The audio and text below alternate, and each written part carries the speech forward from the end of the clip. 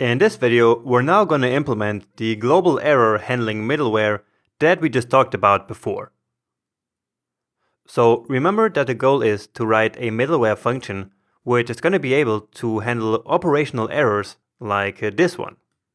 Okay, so when a user hits a URL that doesn't exist, well, we can consider that an operational error. And we, in this case, handle it by sending back this response here, right? But again, the goal is to do that in one central place. For example, we have similar stuff up here. So all over the place here, we have these snippets here which handle errors, right? So we have this try-catch block here, and if there is an error, well, then we handle it by sending that error to the client, right? And so again, in the end, we want to get rid of all of this and handle the error in one central middleware. And so let's now start by actually building that middleware function. And in Express, it's actually very easy. Remember how I told you that Express already comes with middleware handlers out of the box. So as always, we start by using app.use, okay, and then in here we define our middleware function. So to define an error handling middleware, all we need to do is to give the middleware function 4 arguments, and Express will then automatically recognize it as an error handling middleware, and therefore only call it when there is an error. Okay, and so just like in many other cases, this middleware function is an error first function, which means that the first argument is the error, and then we have request, response, and next. Okay, so by specifying 4 parameters, Express automatically knows that this entire function here is an error handling middleware. Okay, so let's now implement the code for this function here, and after that I will show you how we can actually create an error so that this middleware function is actually called. Okay, so 2 steps. First, we create the middleware, then in the second step we will actually create an error so that this function will get called. And for now, let's keep it really simple here. So all we really want to do in order to handle this error is to send back a response to the client.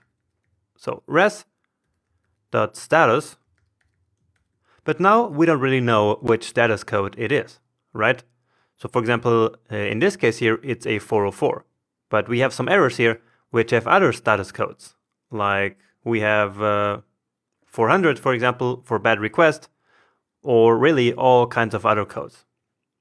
Okay, and so we actually want to read that status code from the error object. All right. So when we create that error a bit later in the second step, as I told you, we will define the status code on the error. Okay. So let's say status code, and now I want to define a default here. Okay, because there will be errors that are not coming from us, because there are going to be errors without a status code. So errors that are not created by us, but for example, some other places in the Node application.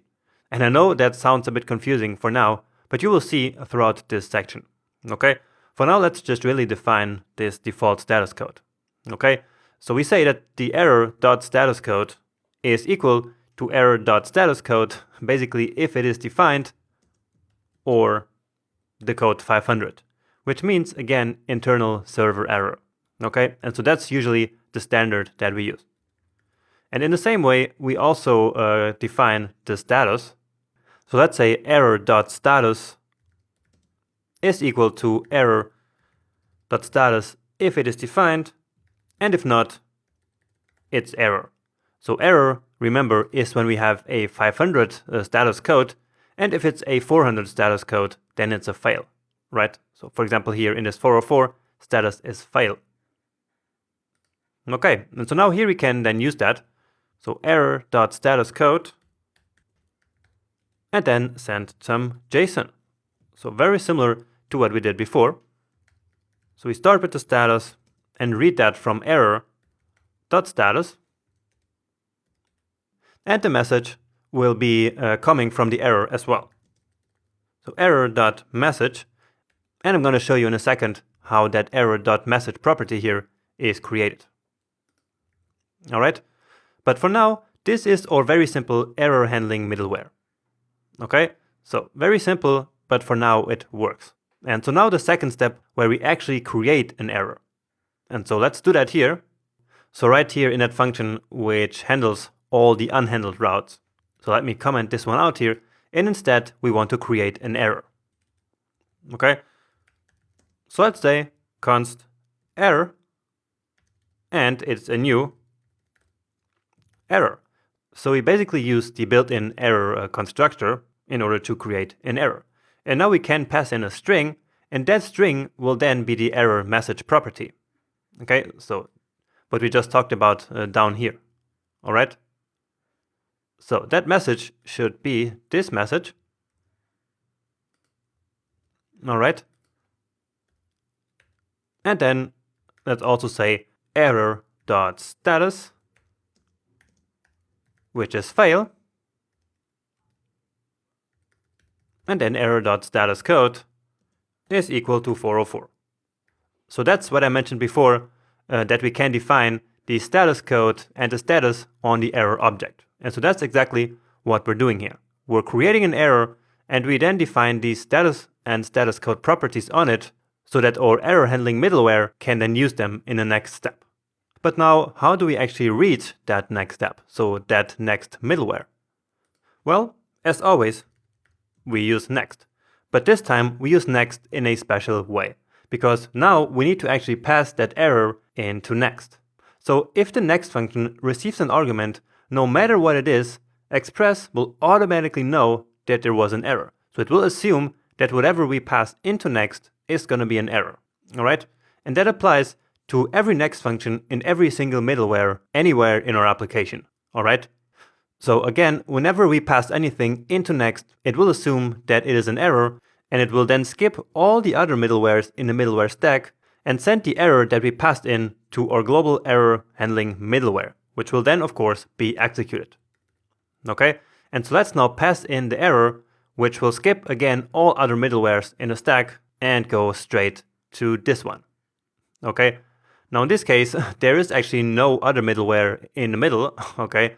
So it's really just the next one here. But if we were to use next and pass in an error somewhere else, then of course it would work the same. All right? And so let's now test all of this simply by trying to access a route that was not defined. Okay? And so that will then trigger all of this code here, jump to the error handling middleware, and then send back the response based on all of this logic here. Right? So here we still have our wrong or non-existing route. And let's start by actually calling this one, which should still be working. Okay, so just to confirm that everything works just fine. And it does, and now this one. And indeed, we get can't find API/tours on this server. And so our global error handling middleware is actually doing its job. Perfect. That's the first step in really implementing a way better error handling mechanism in our application. So we could now go ahead and try to implement this kind of stuff here everywhere in all our handlers. For example, over here in all of these functions that we have here. So replacing everything that we have here with this kind of error. But what I want to do for now is to actually create our own error class, all right? So that we don't have to write all of this code here and instead have a more streamlined class of ourselves, okay? So that's a common practice, and so let's do that in the next video.